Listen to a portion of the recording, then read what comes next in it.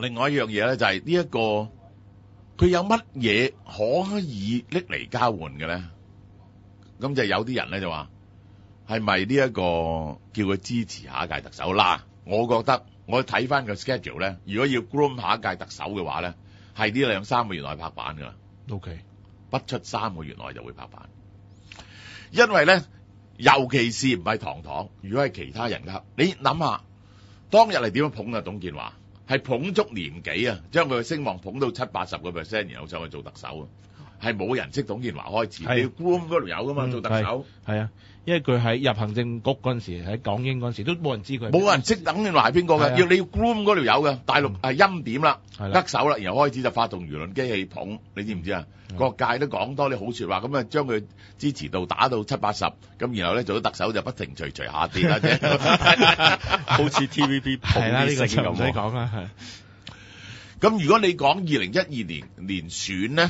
咁差唔多噶啦，呢3個月就決定噶啦。咁於是我真係認真考慮，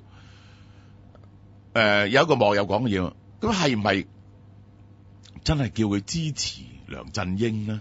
唯一一個最唔妥嘅人就係梁振英，係即係擺平咗呢件事，叫佢支持梁振英。梁振英咧就唔會搞你啲地產商嘅，咁我要考慮呢一個咁嘅 possibility。咁如果係咧，我就如果呢件事咧係真嘅咧。但係我最後認為，如果呢件事係真嘅咧，我哋真係好跌眼鏡，即係對於大陸嘅愚蠢。即係呢一個唔係話呢一個李嘉誠表面話俾你聽，或者企出嚟為梁振英站台，就係可以支持到梁振英嘅。係暗中係點樣樣，即係實際上係點樣樣，佢都係唔會再高價買地。我哋一聽見揸樓嘅人一聽見梁振英可能做特首，就立即賣樓，即係呢一個係啱唔啱啊？呢一樣嘢咧，唔係一個李嘉誠掂咗頭咧就可以解決嘅問題。係啦，即係同埋根據蕭生你嘅說法啦，反對梁振英其實唔單止淨係李嘉誠噶嘛，其實基本上全部地產商，全部地產商噶嘛。係啊，呢一個即係呢一個全部地產商噶嘛。就算你揾葉劉嚟做政務官都係只係克服到部分嘅公務員嘅啫嘛。咁呢一個係即係如果真係咁樣樣，我覺得北京係實在太愚蠢，因為咧。你就算李嘉誠唔反對，並不表示梁振英咧可以順利做特首，係令到香港嗰個將來嘅前途咧係非常動盪。一個民望咁差嘅人，啲人一向對佢印象咁差嘅人，係即係之前曾蔭權未做之前，大家對佢印象好好㗎。呢個董建華都係㗎，呢一個係未做已經咁差咧，係冇得救嘅。即係呢一樣嘢係，因為你要預咗佢跌落嚟㗎嘛。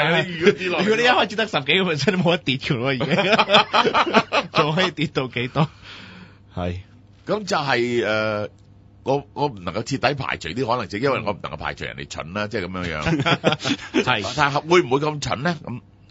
咁好啦。咁另外就係話。我知道，如果叫佢見佢，叫胡錦濤見佢，一定有啲官方嘅政治理由。如果唔係咧，過唔到啲骨嘅。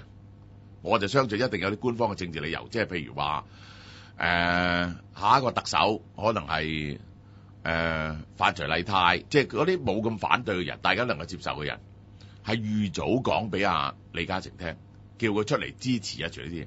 咁呢啲咁嘅人咧，李嘉誠嘅支持咧，帶頭支持咧就有用嘅。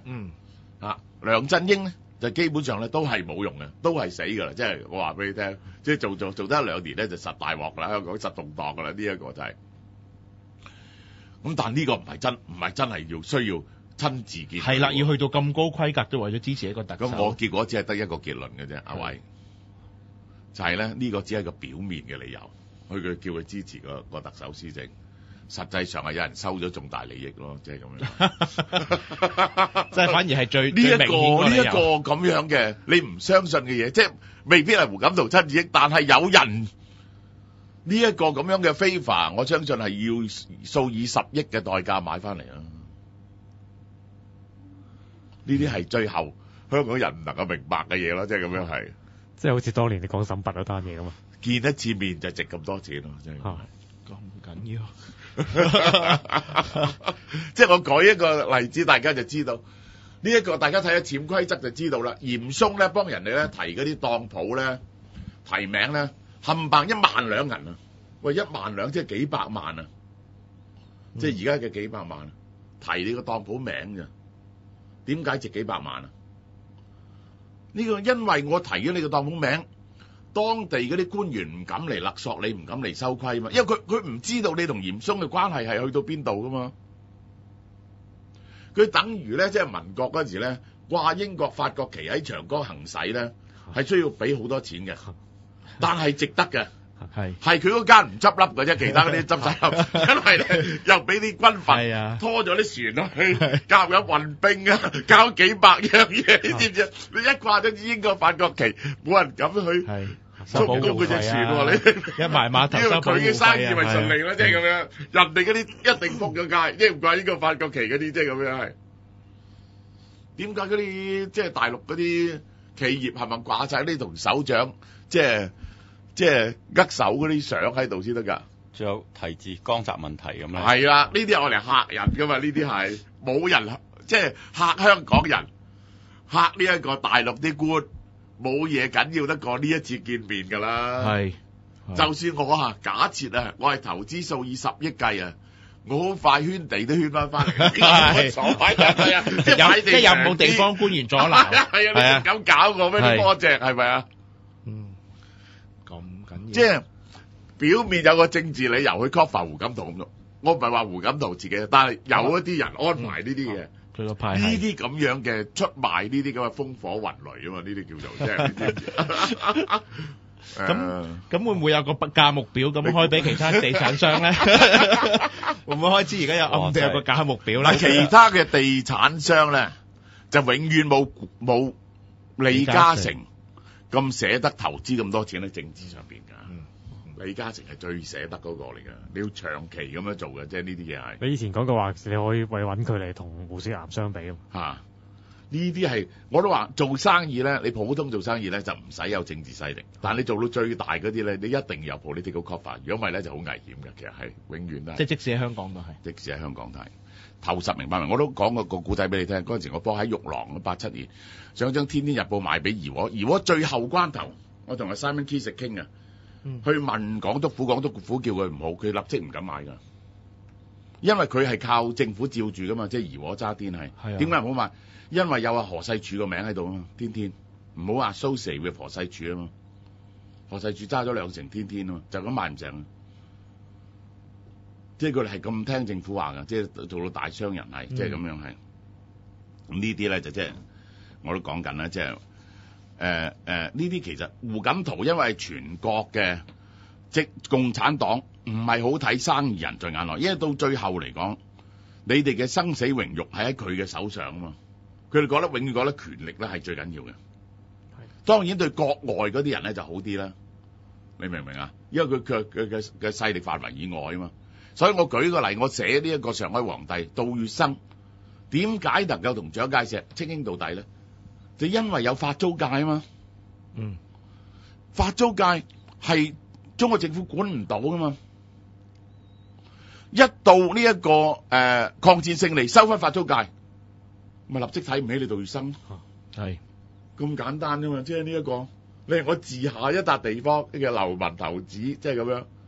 佢以前好多嘢喺上海唔搞得嘅，要靠你杜月笙搞噶嘛。係呢個原理就咁。香港係特區啊嘛，你呢啲人嘅存在因為特區啊嘛。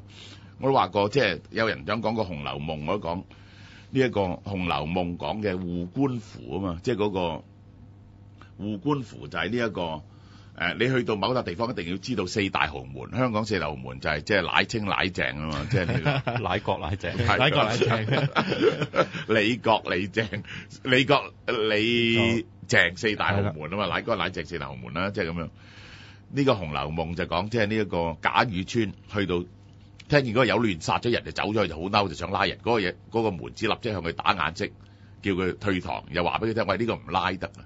你要知道咩叫護官符啊？護官符咧就係當地嘅最有勢力嘅家人咧，你係唔可以得罪得嘅。呢啲人係佢話假不假啊？白玉為堂，金作馬，賈府其實其中一個，即係賈寶玉屋企。白玉為堂，金作馬。第二個臥房宮300里，住不下金陵一個史啊！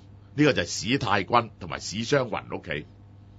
臥房宮咁大都住唔落史家呢一家人。東海缺少白玉床，龍王來請金陵王。呢個姓黃呢家人就係黃熙鳳，係啊，同埋寶玉媽咪，由薛寶釵屋企啦。豐年好大雪，即係隻雪珍珠如土金如鐵，呢個就係即係香港四大豪門咧，你咧又係唔能夠得罪得噶嘛，即係而家出現嘅情況咧又係咁樣。